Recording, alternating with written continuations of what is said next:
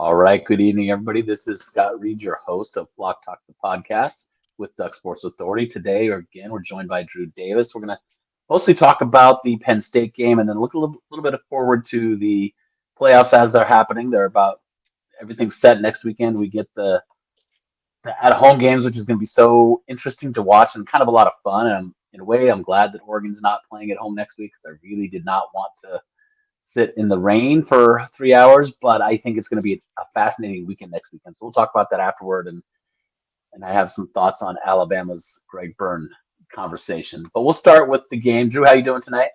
I'm doing great. How about you, Scott? I'm doing very well. I woke up at 2 in the morning to take my dog for a walk, and that was a little too early, but she needed it, and she's kept me off schedule all week. It's been a fascinating week from that perspective as well. Um, So we're just talking about it a little bit off air, and anytime that you can win a game where the opponent rushes for almost 300 yards, you either have to count your blessings that something went terribly wrong with the other team, or you start to figure out that maybe this team has that extra something that other teams don't always have, that ability to win. And Dan Lanning said it after the game, and I thought it was prescient because we talked about it, I think, during the game on our message boards that the Oregon defense has carried the Oregon offense a few times this year, especially after Tez Johnson's injury. You don't have to look very far than the Wisconsin game where without the defense, the Ducks don't win that game, right? And I think this was the first time probably all season that the offense had to carry the defense. And I say that because the Boise State win was the special teams carrying the team, not the defense or the offense. I think this time the offense truly carried the defense because the defense didn't play great and there were a lot of mistakes there. But we could talk about that. What did you kind of big picture? What stood out for you? Big picture, what stood out to me offensively, I would say we ran the ball early, we ran it often. That's how we set the tone, and I think I talked about that. That's what I really like. On those first couple plays, I can see what type of game it's going to be or what the game plan is, based upon if we're turning around and handing the ball off and letting them run, or we're doing some play action and getting it out. But I think on those first two drives, at one point in time, both drives were 6 runs and 3 passes. And you look at those first three touchdown drives, also, they were, I think, 4 minutes, 4 minutes, and 3 minutes, and they all ended in touchdowns as well. And so that's good. So just from that point of view, I knew the offense was coming out, and they're like, all right, well, let's set the tone and let's give the ball to Jordan James and Noah Whittington. And outside of that, you saw Tez Johnson. We know how big of a piece of offense he is for us. But even just looking at the whole stat sheet, Tez was the only one with more than 3 catches and more than 30 yards receiving. And so you would like the ball to be spread around a lot more than that, but you can also just see how dangerous he is when he catches the ball on the run and how big of a matchup problem he is. Yeah, and I'll support your numbers here because in the first quarter, Oregon had 13 carries for 64 yards. In the second quarter, 10 carries for 33 yards. The passing game, they did have 9 passes in the first quarter, so it was pretty even-ish. The difference was they did start with the run. They established the run early and said, we're going to make sure that we can run it for a very simple reason. They had to decide what to do with their safeties, and they had to decide how they're going to deal with the run game and who they were going to cover. And it became very clear early on that they wanted to make sure that Evan Stewart didn't beat them for big explosion plays. That's what I thought. They gave some stuff up, and Tez Johnson took advantage of everything they gave him and then some. And I think in a lot of ways that was a mistake because if I'm sitting there thinking, what do I want the quarterback to do? I want him to take long shots because those are 50-50 even on a good day, maybe 60-40. But when he's throwing those crossing patterns and the quick passes to Tez, and then Tez is using his feet and hips to get away from people, that's a lot higher completion percentage than those outside bombs that sometimes just get dropped or they're just a little bit off or defenders able to catch up and make a play. But that's what they decided to do was take out everybody else and kind of see if Tez could beat them. And I think, and the Penn State defensive coordinator would have to tell me if I'm wrong, and you could probably tell me if I'm wrong. I also think that they thought we can defend Oregon between the once they get inside the 20, we can stop them. And I think that was a bend don't break. We're going to let them get those yards in the middle of the field. We're going to stop them in the red zone. And that didn't happen. They were 5 for 5 in the red zone, including 4 touchdowns. So everything I think they thought they could do against the Oregon offense, they didn't. But again, Penn State's offense played really well. Probably the best game that I've seen them play in a long time. not just because they put up yards, but they were complete in almost every way. And we can get into what I think the difference in the game was the quarterbacks. That's that and turnovers. The always the big difference. Turnovers, 2 turnovers to none. That's a big difference. Drew Aller completed 20 of 39 or for 51.8%, whereas Dylan Gabriel 22 of 32 for almost 69%. So there's the to me those are the two keys. The Dylan Gabriel played better and didn't throw any interceptions. And you protect the ball, you can overcome a lot of flaws. And I think, giving up a lot of rushing yards, there were reasons that happened, which, you can kind of talk about what you saw on defense from Oregon and what happened with, 290 some odd yards rushing, right?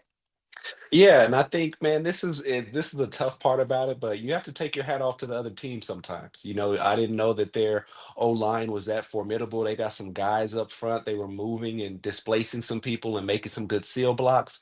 And one thing that really surprised me is when we were up at halftime, I was like, okay, Penn State gets the ball first, or they're going to come out throwing it and try to go down the field to make this a tighter game. And their game plan was totally the opposite of what I thought it was going to be. They came out, they were patient, they ran the ball, they pretty much drove the ball all the way down the field to go get a score.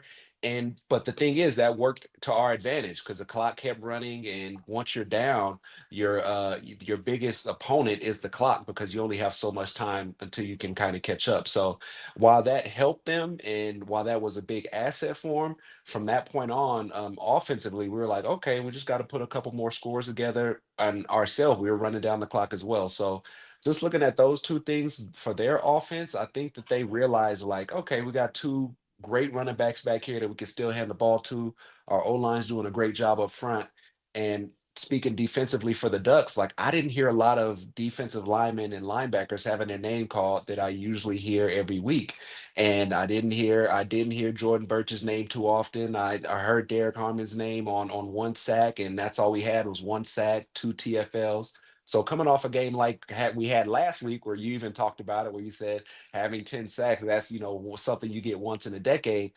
It was a real drop off for the defense, but we're facing a really good opponent in that respect, and so you have to take your hat off to them. I'm glad you mentioned that about they came out and ran the ball. I think too often teams that are trailing in a close game, if you're down by 28 points in the third quarter, you're going to have to start throwing the ball some. But too often teams go away from what works for them, trying to do what doesn't work for them because they panic. And people can talk about whether James Franklin's a good coach or not. He didn't call the offensive plays, so we won't give him credit for what happened in this scenario, other than he probably told his coordinator, "Hey, I don't want to go away from what's working. Let's keep pounding the ball." And I think and yes, that helped the clock run, but that was really the only way they were going to stop the Oregon offense too, was to keep that clock running, try to score, make yards on the ground, try to score on their own, and then see if they could get some stops. And that was probably a better plan than saying, Drew Aller, let's go out there and throw it 40 times in the second half and see if we can outscore them. Because I don't think that was going to happen. If you give the ball to Oregon too quickly, they're just going to get down and score themselves. And that would have been instead of 45-37, now you're talking 62 to 55, right? And it's still a big game. It's still a lot of offense. And I was actually impressed that they did that. Too many teams go away from that too early. And I didn't think Penn State should have. Do I wish they may have? Yes, because Drew Aller's a 50% quarterback in that game. And I think if he throws 50% the rest of the game and he doesn't run much, I don't think it's going to be close. And I think, Oregon ends up pulling away in that situation. So I was impressed that they did that. The other thing that I noted was obviously Tyler Warren. And while he may not have had a huge game, he didn't have as many catches or yards as Colston Loveland did against Michigan when Oregon played Michigan. But he impacted the way the defense played. He just did. Everything that Oregon did on defense was to try to contain that, and it created some holes elsewhere. And I think, we saw Kingston Lopa get in there. Why Kingston Lopa? He's 6'5". He's only 200 pounds, but he's got a little bit better length to try to come down and play some man coverage on Tyler Warren. And they played a lot of man coverage on Tyler. It's the way I saw it. I didn't see as much bracket coverage on him. They did some, but a lot of man coverage with him. And I think they picked their poison. That we're not going to let Tyler Warren beat us. If they beat us other ways, if they find some wide receivers get some plays, then they're going to accept that, because I don't think you want to go into this game and say, this guy that we know is the best player on the team, we're going to just go ahead and let them beat us with some soft zone coverage. I think they did the right thing. Just didn't work out in the middle of the field. And you're right. The offensive line did everything they wanted to do to Oregon on defense. They were the blocks they were making were really good. This wasn't just only Oregon taking some bad angles or over pursuing, which happened, but this was guys who took advantage of what they saw Oregon do on film and put them where they wanted them to go. If they know that Jordan Birch is going to make these certain moves, let's take him where he wants to go and let's open up the middle of the field. And that's exactly what they did. And they dominated the line of scrimmage for the most part for most of the game. And I thought that was the reason they were able to stay close. Yeah, and I was gonna Other say thing, I haven't seen us get treated like that all year, but it's a good thing. It's something you look at the film and you study what the offense did, and now you're like, okay, well now we know what the chess match is when a future team, which will be in the playoffs, try to come with that same kind of scheme, but they don't yet have that same personnel. But it's good to know. it is, and I think the other thing it allows you to do is self scout in a different way. It's sometimes better to have a situation like this where the defensive line got pushed around, and you can say we need self scout and figure out are there tendencies that we have that other teams are seeing on film. And I know we do, coaches do it every week, but now you have 3 weeks to do it. You don't have to try to figure out the self scout yourself in a couple of days and then put in your game plan. You've got a whole at least 10 days of self scouting, working on how you're going to fix those little things that other people see on film and how you're going to address that as you attack offenses again. And I think, like you said, probably unless they play Texas, Texas has a pretty good offensive line. Georgia has a pretty good offensive line. So those two teams, and if gets to the national championship game, there's a pretty good likelihood they see at least one of those teams, if not both. But that's something that they're going to have to figure out because does Texas have two running backs like that? No, they have a really good running back though. Does Georgia have two running backs? Yes, they do. And so you're going to have to make sure that you shore up some of those little things, and health is going to help.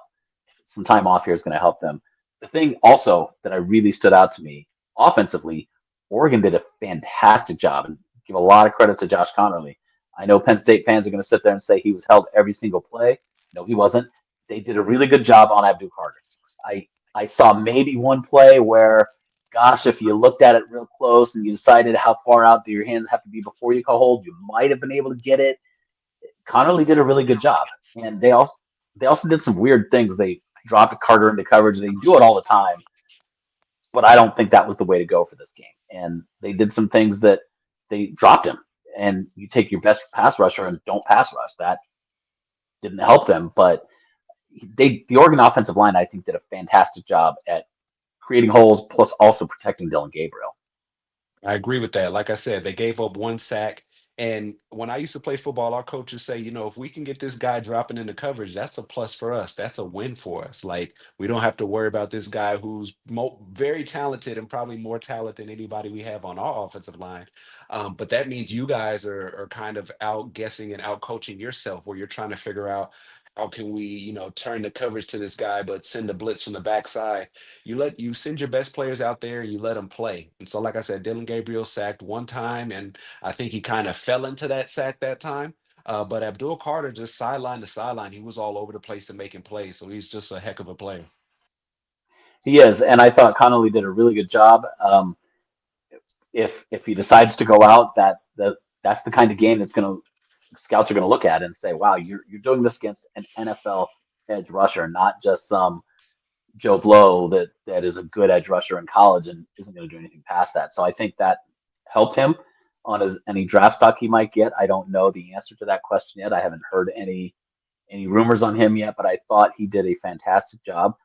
Obviously, the rest of the offensive line, I thought there was some flaws at times, but I thought they did a really good job at creating holes. That was a really talented Penn State defense that coming in had averaged, they gave up an average, and I used sack adjusted yards, less than 97 yards per game and less than 3 yards per carry on sack adjusted yards. So they had a really good defense, and Oregon ran the ball.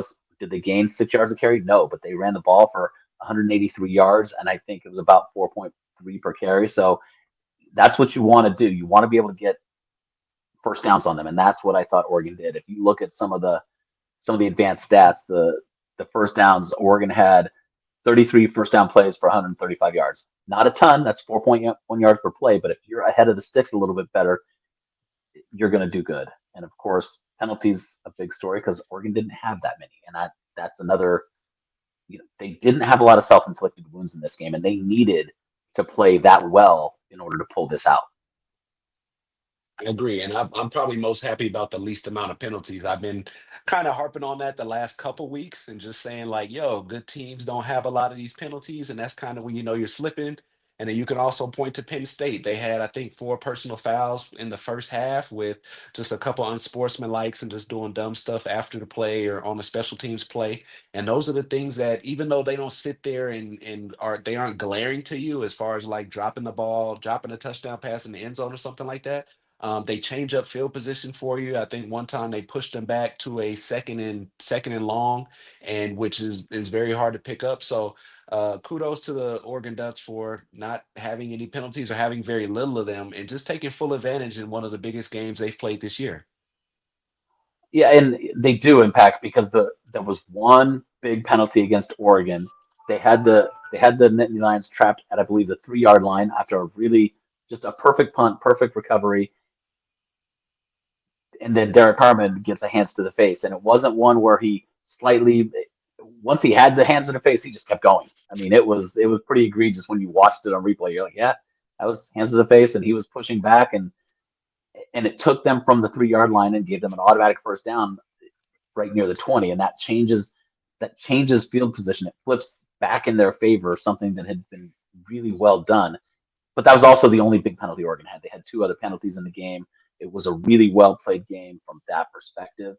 And I think, obviously having Noah Whittington play like he did, he actually, if you look at the stats, he technically had a better game than Jordan James.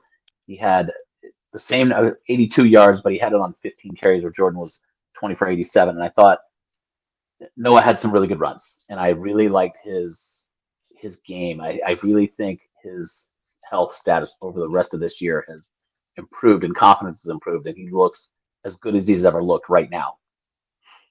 And that's important because we're going to need them down this stretch we get to where once you pop into the second round of the playoffs and the teams we're playing, we're going to need two running backs. And so I'm glad that he's healthy. I'm glad that he's out there making plays. And one of the worst things or hardest things when coming back from an injury is you don't really know when you'll be 100%. But from the reports I hear, he's feeling great, feeling a lot better than he was most of this year.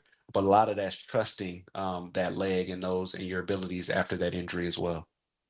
It's always the trust in the injury. When it's a knee, you always have to.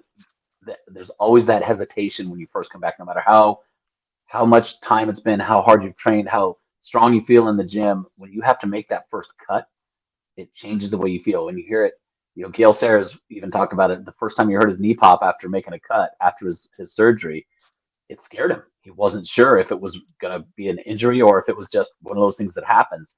And I think no matter how good you are at the mental aspect of this game, those kinds of things take time. You can't just say, I'm over it. It's not that easy, especially when you're a skill guy, a speed guy whose thing is taken away from him like that. But we'll move on. We'll start talking about the playoff. I think the first thing that comes to mind, I'm going to talk about Greg Byrne. And I'm going to talk about him. I talked about him earlier this week in one of my articles because what he said following Alabama's lack of selection was more than disingenuous. He basically talked about not scheduling as tough non-conference schedule. That's not why they're not in. They're not in because they got blown out by an Oklahoma team that was 6-6, and it wasn't a blowout of like 45-30 type blowout. It was they got shut down by Oklahoma. Yes, Oklahoma has athletes too, and they're out there working hard too, and their coaches are coaching hard too. But that's a 6-6 team, and Jalen Milroe looked awful. The offense in that game looked awful. What is a playoff committee supposed to do? Say, yeah, that SMU team that just almost won their conference, we're going to put them out because your name on the side of your helmet is Alabama. That they didn't earn their way in, and I have no problem with it. And to say that it's about the non-conference scheduling, that's just a fallacy. It's not true, and I found it was frustrating, and because it's almost an elitist attitude. We should be there even if we have 3 or 4 losses because we're better than everybody else. That's not true. This year you didn't earn it. And maybe you think the ACC is not as good as the SEC. It's not, but they earned their way in. Why would you punish teams in a championship game versus teams that couldn't even make it there for their conference? That's my take on that. I don't know if you have a take on what Byrne said after the selection committee. It was laughable, honestly, because he put his foot in his mouth, and I started thinking, and I was like, "Hold on, the people y'all lost to weren't non-conference games. So what are you really even talking about?" I felt it was a reach, him trying to, sit there and cry and pout with the silver spoon in his mouth. But you look at it, and you look at all these teams, and it's funny because now that we have the playoff, there's always going to be one or two teams that get left out. There's always going to be an argument for teams that aren't in it. But one thing when you look at it, you just kind of have to laugh because you watch every school kind of sit there and give their side of the story on why they should be in. Like nobody's going to say why they shouldn't, but you sit here and have all these people like, hey, well, if Right. we're going by this, then we need to be in. Or hey, but like you said, they lost to Vandy and they haven't lost to Vandy in decades. I want to say it's been. Right. And so you're just not that good of a team this year, and there's a team that's better than you that's probably going to make a better matchup, or that deserves to be in there, I should say. And so I agree with you with what he said, but it's just funny sitting back and kind of not really having a dog in the fight and just kind of see how people act through this whole through this whole college football playoff selection, on who's worthy and who's not. It's funny because with the NCAA basketball tournament, there's 65 teams, and there's still teams that complain about not being in. Right? There's no matter where you draw the line, somebody's going to think that they should have been in that last spot. And in this case, I get that they thought that because the conference is better overall, but you just didn't earn your way in. And when you've got Texas, Tennessee, and Georgia all in the playoff, that's a good representation, right? I know, does it feel frustrating that an 11-1 Indiana team who probably isn't as good as Alabama gets in? Maybe, but they're 11-1 and Alabama's 9-3. And at the end of the day, it is about winning, and it is about winning and losing. And you can't always control strength of schedule when most conferences are playing 9 conference games and the SEC is playing 8. You can't control the fact that those strength of schedule sometimes with an 18-team league, you might get stuck with playing a Purdue and a Northwestern and another team that's really low in the rung, and that's going to reduce your overall strength of schedule. But if you win those games, you won those games. And both Vandy and Oklahoma were 6-6 to end the season. So you lost to 6-6 teams twice, including a blowout. I think I'm good with what happened. I think, you know, there's always going to be, like you said, always going to be somebody left out. And so we're going to have to look at that. I'm looking at the first matchup for Oregon's Tennessee Ohio State winner, and I'm torn. Do I want to see them play Ohio State again, a weakened version of Ohio State after the injuries to their offensive line, or do I want to see them play a Tennessee team that has some really interesting weapons, including a former Oregon player at wide receiver with Dante Thornton? It's going to be interesting to watch. I think if you're wanting the best matchup, it's Ohio State. Ohio State, I think, overall is a better team than Tennessee. If you're wanting to see a different matchup than ones you've already seen, hey, let's go with Tennessee. It's going to be at the Rose Bowl, though. And I think seeing Ohio State there would be really just one of those almost being transported back in time moments, right? Where it's Big Ten versus Pac 10. It's in the Rose Bowl. It's on New Year's Day. It's going to be the same start time. I think that's going to be a fun matchup if it happens. I'd like to see it, but I think right now Oregon is playing better than both of those teams, and as long as they stay healthy through the next 3 weeks, I don't see either one of those teams being able to pull that upset. So be it. As a even if it's a 1.5 point favorite right now, which is what Oregon is listed as. Mm. If I had to choose, I would say the same thing. I would like to see Tennessee only because it's a different matchup. It poses a different challenge for us. I know they look stronger up front, both offensively and defensively. They have the running back Samson that they give 20 plus carries a game. So that'll be a kind of a good chess match. And like you said, some good athletes on the outside. But like I said, I keep going back to Ohio State, and we would have had the second matchup if they would have took care of business. So not to harp on old stuff, but This is I true. just I would like it to be a different matchup in the Rose Bowl. I would like to see SEC against a former Pac-10/12 team, and just knowing what that looks like. So I just I want to I'm just about seeing good matchups. And like you said, I know Ohio State's been hit hard up front. And so we'll see how they handle that against a good Tennessee team who's good on both sides of the ball up front. We will, and I think it's going to be a fun game. I do plan on trying to get down there. I'm going to have to drive to do it, but I've got the credentials, so we're looking at making that trip real quick. I can make it in a day and a half drive, so it's going to be a fun trip. I've been down there a lot. It's fun to cover it, and I'm looking at the people say Texas has a easier path, and I don't entirely agree because Texas still has to go through Oregon. And if you look, the team to me that has the best path right now is Notre Dame. Notre Dame gets Indiana, who I think they're better than. Then they get a Georgia team who almost surely will be not with their starting quarterback. Almost surely Carson Beck is not going to play in that game. The UCL injury, I just don't think he's there. And then they get Penn State or Boise State. And I'm making an assumption here that Penn State gets by SMU. I also think Penn State gets by Boise. But even if they don't, I mean that means you've got Penn State, SMU, or Boise State as your potential semifinal game if you're Notre Dame, and I think that is a great path for them. I think they have the right players to be able to win those games. The Georgia defense is the only thing that scares me about that. I think the Georgia defense can do a lot of things to keep that team in the game, but will they be able to get offense when they're running with their backup quarterback? I don't know, but I really like Notre Dame's path better than what I see for Texas right now, and that's partly due to injuries, which takes me to the other thing. And I think you can chime in. I think also you'll agree with this. Anybody who thinks that the getting the 5 seed is better than getting a bye, you're crazy. Getting a bye is more important. We saw what happened to Carson Beck by playing in the championship game. That same thing can happen in a first round game, and I don't think you want to throw guys out there for an extra game if you don't have to. You take the bye and you thank goodness that you got the bye, that you've got another week to prepare. You can scout both teams in advance and know what you're going to do a little bit. You've already scouted Ohio State, so that one's pretty easy. But you can scout both teams in advance and you can be ready for this game as opposed to, oh gosh, next weekend I got to play in the cold and the rain and the damp, and we've got to go against a really good team and see if something happens.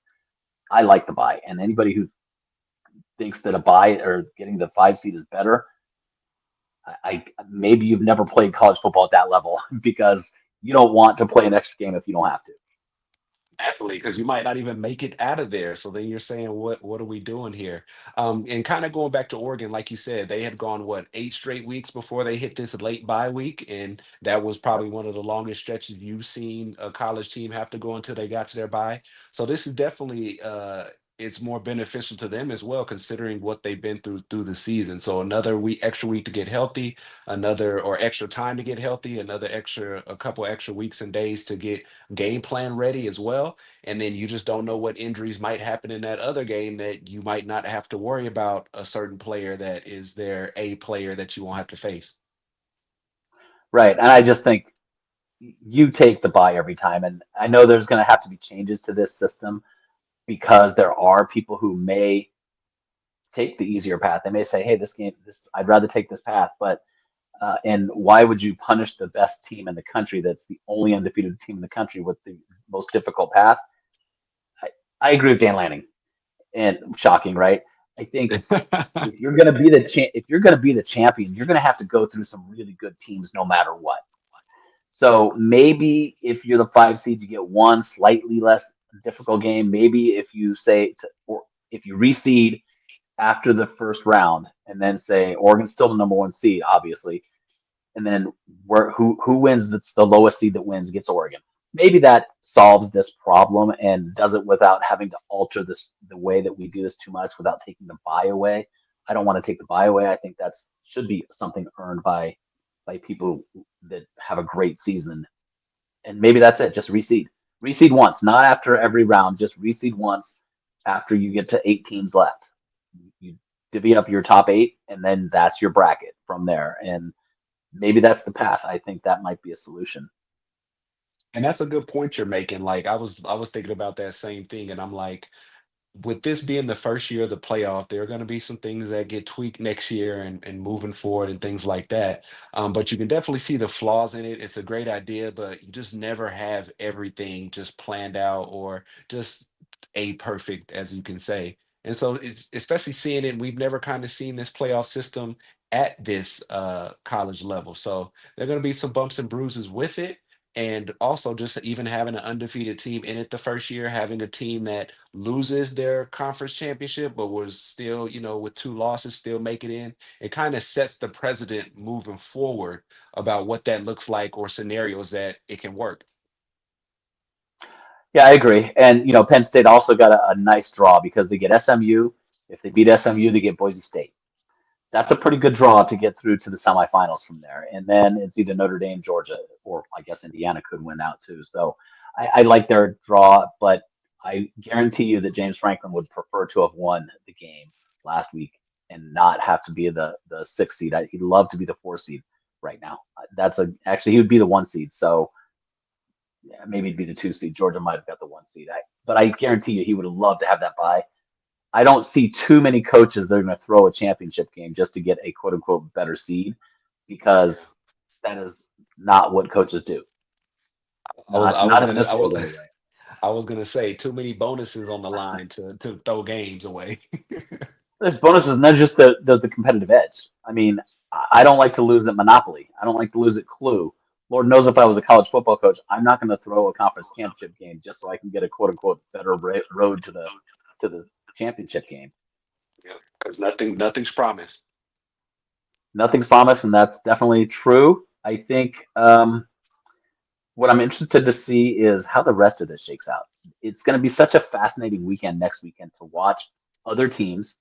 One, there's absolutely no concern about what Oregon is going to be there. We know what their location is going to be. So watching these other teams play, this is the most excited I've been to watch other teams play in a long time because I want to see playoff games on college campuses. I want to see the whiteout at Penn State. I want to see Ohio State and Tennessee at the shoe.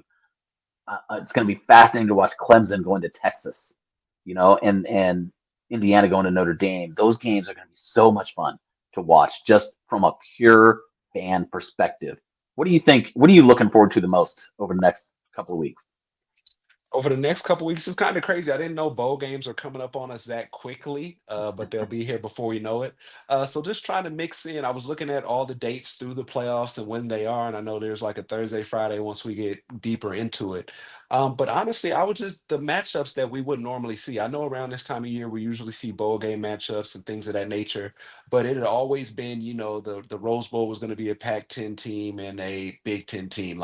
But now you're seeing matchups that you would only see like if they scheduled non-conference a couple years in advance, or now you're just seeing, hey, this is a SMU team who is pretty dang good, and we haven't seen SMU or SMU hasn't been relevant since way back in the day where some other guys were there when they were doing some things they weren't supposed to.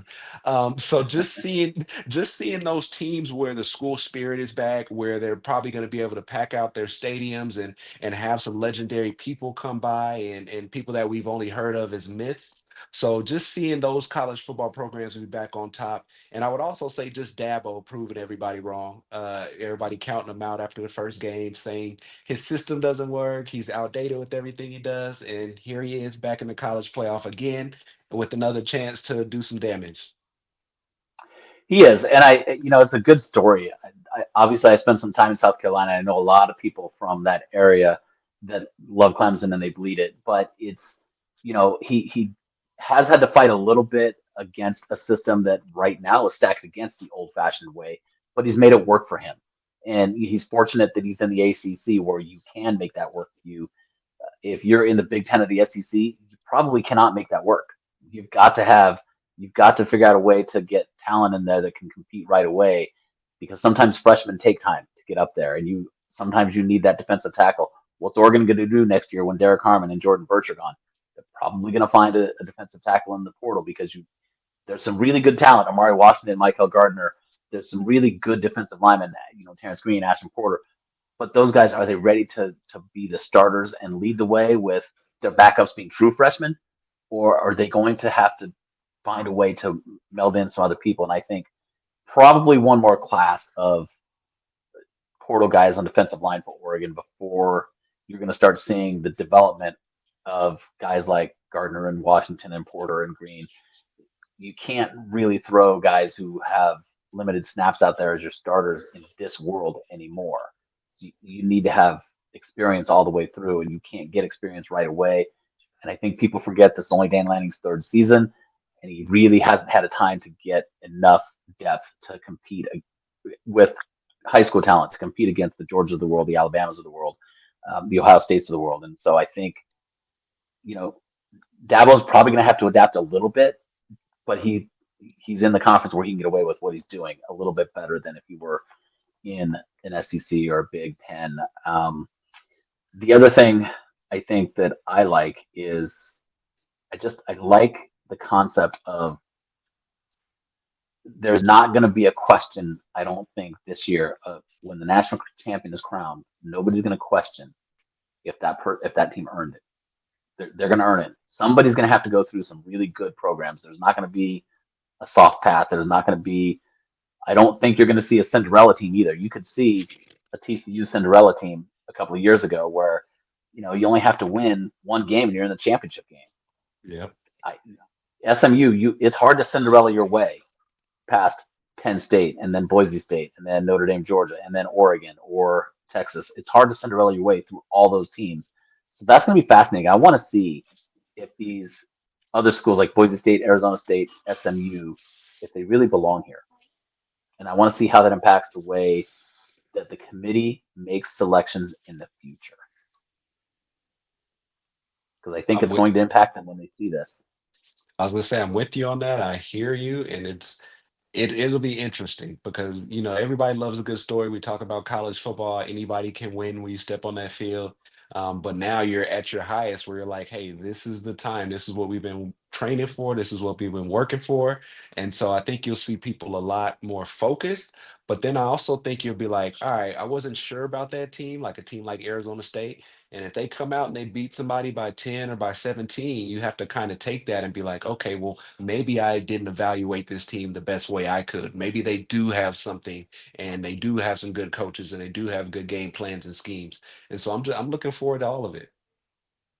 That's going to be fun. Whether it's Texas or Clemson against Arizona State, it's going to be fun to watch Cam Scadaboo and to watch the Oregon product, Sam Levitt, see what they can do and see if they can take that Big 12. We've downplayed the Big 12 all season.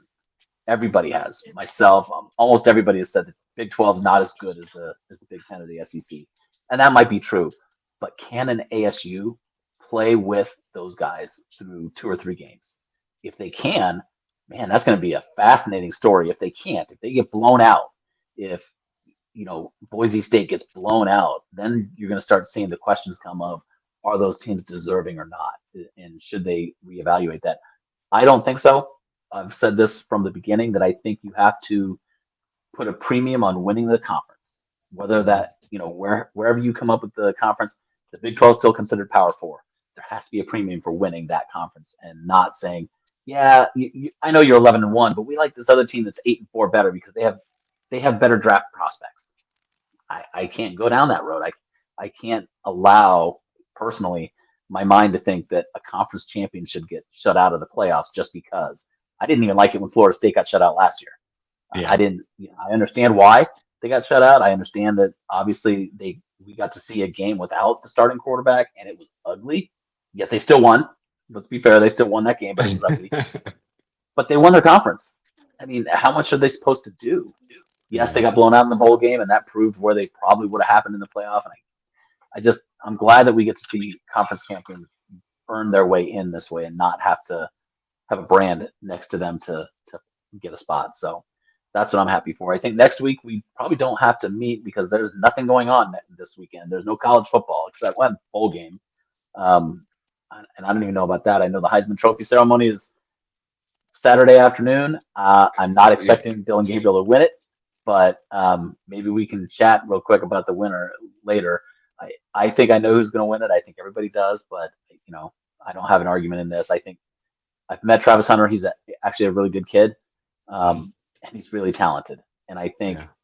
I know people want Ashton Genty to win it. I think a lot of that is because they dislike other parts of where Travis Hunter plays for. And I Uh-huh. think if Travis Hunter was doing the same thing for SMU, I don't think people would have as much animosity toward him. So I could be wrong. That's just my feeling, my gut feeling when I see the way people talk about Colorado and they transpose that onto Travis Hunter. He's a good kid. He works Uh-huh. hard. Is he the best cornerback in the nation? Maybe not. Is he the best wide receiver in the nation? Maybe not. Is he playing every single play and being really good at both positions and not just average? Yes, he is. And is he technically sound as a wide receiver? Absolutely not. The guy just makes athletic plays and does what he can with what he's got. If he focused on wide receiver, we'd see. But I think he's going to win it. And I'm fairly certain that it's not going to be Dylan Gabriel. But it's great to see a second year in a row with an Oregon player represented as a finalist at the Heisman Trophy ceremony. And it's good to see Dylan get there because we know he's worked hard and we know this year he's shown what he can do when he's surrounded with more talent. Agree with you, and I think it'll be one of the closest Heisman races there's been probably in the history of it. And then also there's Army Navy this weekend, so that's always a good game to look forward to. There is, there is. My older brother is attending that game, so I'm jealous of him. Hey, speaking of, are you coming to the Rose Bowl? I'm 50-50 on it. There's some other games that day, so I really like to watch the other games and be in a place where I can relax. But I'm thinking about it, so it's as of right now, it's a toss up. I've covered it every time since I started writing for the site. So and I've been there for the, all the games since 2009. So I find myself torn about not going down and covering it. And we have a photographer covering this for us, so we're gonna get some really good stuff from the game, and I'm looking forward to it. Just it's fun to go down there and kind of one get out of this rain. For me, I get to go and sit in the sun for a couple of days, so that'll be fun. Once If you're you there, do, if I go, we'll link up. okay, I know where I'm staying already, so I'll shoot you a note. All Anyway, right, I'm gonna sounds let you good. go, and we'll probably not meet next week, but we will definitely talk. I think the week after, as we get ready, we'll know who Oregon's opponent is the week after next. So we'll do this again in 2 weeks. Sounds good. Take care, Scott. Happy All holidays. right, thanks, Drew. Talk to you soon.